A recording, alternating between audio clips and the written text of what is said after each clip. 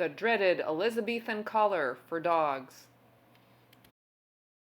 Another use of targeting is to teach your dog to put on and take off an Elizabethan cone before and after surgery. I highly recommend that you actually work on this before your dog goes into surgery, so then she'll be comfortable when she's going in for her anesthetic and then she comes out wearing the cone. It can be very disorienting for them, so it's really important that they're comfortable in it. If you haven't had a chance to do that, then it's okay. Wait till your dog has actually come fully out of the anesthetic before you start working on this. Plus, it's also a great activity to keep them relatively inactive, but to keep their brain going while they're on the mend. Dutch. Start with a simple nose target and progress quickly through to a nose poke, where the dog pokes her nose in between a circle made with your thumb and forefingers.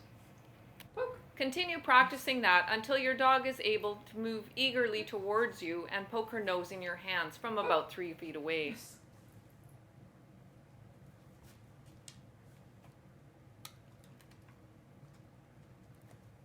Yes. Next, use a thick piece of rope or a piece of extension cord and make a loop about 2 or 3 times the size of your dog's head. And we offer it and we tell her, poke. Yes, good job. If you feed on the other side, then she gets more comfortable with it. Poke. Yes, there you can see how she gets pushier. Good job. Poke. Yes. So I'm using my hand as a target. Touch. Yes. Just to get her comfortable with pushing it through. There you go. Touch. Yes. There we go. So she's quite comfortable with doing that. Here's Lucy taking her turn. Notice Jessie in the background? She's fussing with her leg. Good thing she's got the cone on.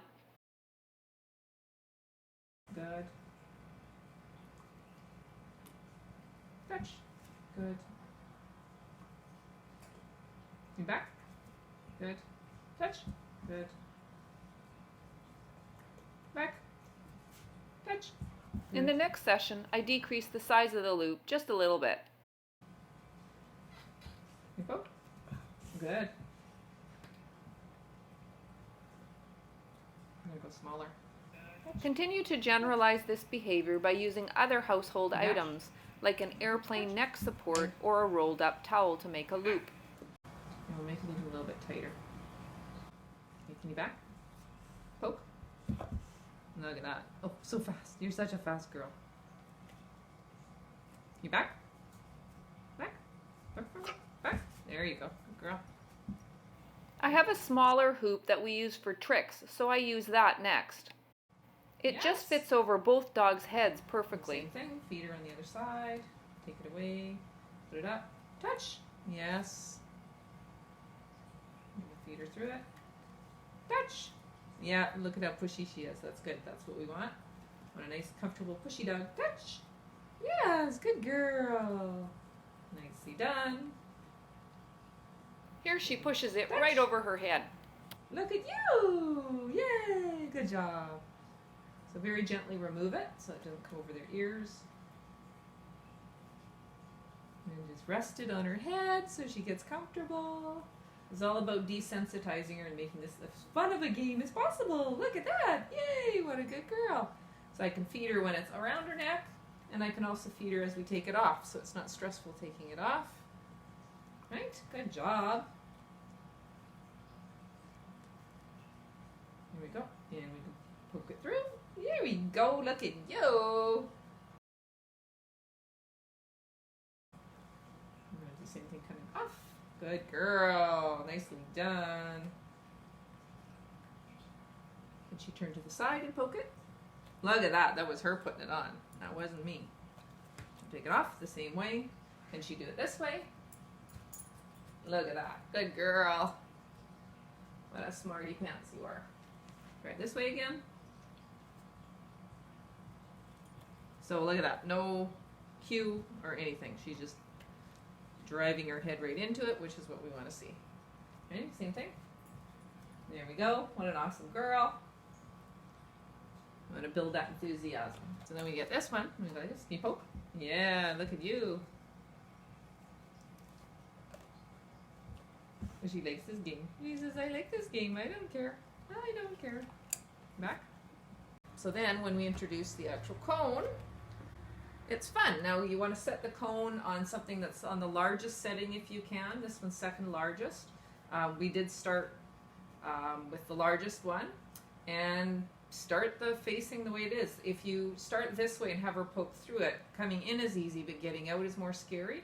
So I find if you just actually start the way that it should be on, which is her head coming in this way, she gets used to the little flaps and you don't have to worry about that. Just make sure to place the flaps so they're not poking in her eyes as her head is going in. So I'm just going to start by holding it and touch. And she only goes in part way, and that's great. And I can start by feeding out of it, and then next time I'm going to look at that. Yes, good girl. So she has to go back in to feed it. Good job. Can you back? Yeah, good girl. Because we want her to build that confidence for pulling it back as well. And she understands that she has choice in doing that, right? You try it again. Look at that. Good girl. Very nice. Can you do this side? Can she eat? There we go. Good girl. It could be sloppy. It's not hurting her because it's all round. Good. Good girl. You're so smart. You see the value of the treats. You get additional enthusiasm. Can you poke? Look at that. What a good girl. You're so smart. And then can you back? Yay, good girl. Nicely done. So smart. Okay, we'll take a little break there. Good job. Lucy's turn again. Yes. Back. Yes. Good girl.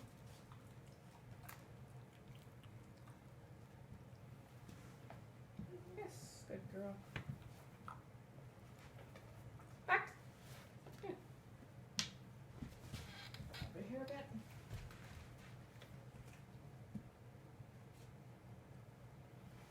Good. Back.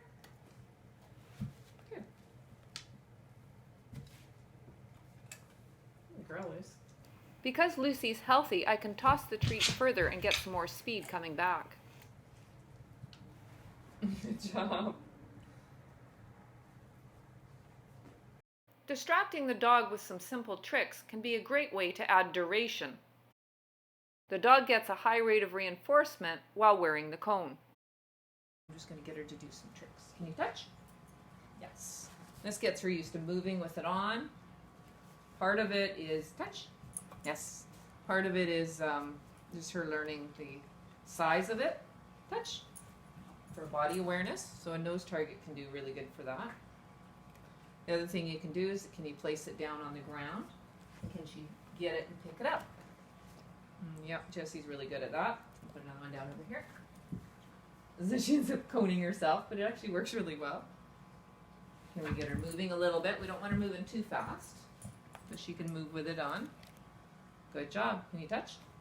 Good. So I'm going to get her to back up a few steps now, just to see what she can do with it. Back. Good job. Can you touch? Good. Very good. You're so smart. I know you're so smart. It's yumminess. Can you get you sit? Very nice. Can you beg? Yeah, look at you. So smart. You see how she's very comfortable in it, aren't you? Are you very comfortable? Can you right spin?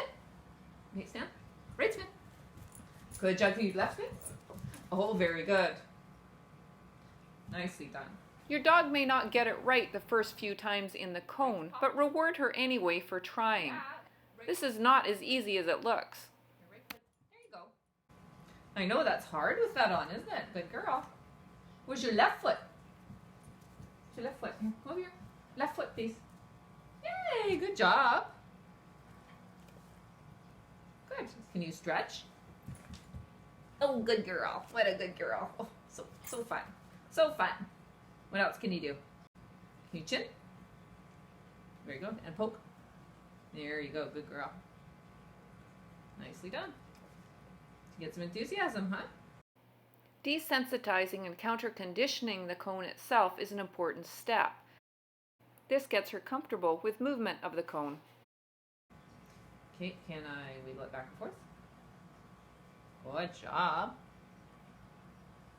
We can move to some counter conditioning, going up and down, just to get her comfortable with it flicking, because it's going to flick if she hits the wall. If she goes like this. Good job. What else we got here? I'm just going to go over that way, get pulled this way, and pulled that way, and up and down. I know, good girl. I love this enthusiasm. That's very good. Can I go like this? Very good. So just basically you're introducing her to this and then extending it and going a little bit further, right? Can you back? For dogs that are very space conscious, it pays to extend the learning. Here, I use a frisbee to balance on her head. And this gives her an awareness that if she moves her head, it also moves the things around it. Yes. Good job. Here's a yummy one. Ready? This way. This way. This way. Yes! Yes! Good girl! Look at you! What a smarty pants! Good job! Good job, Jess! Good girl. There you go. Once she was a little bit more healed and she could be more active, we added some distance. Jessie! Look at you! What a good girl! It took her a few tries, but she quickly learned that if she lifted her head, the cone wouldn't bump the couch. So smart. And she learned to avoid the door jams. Good job.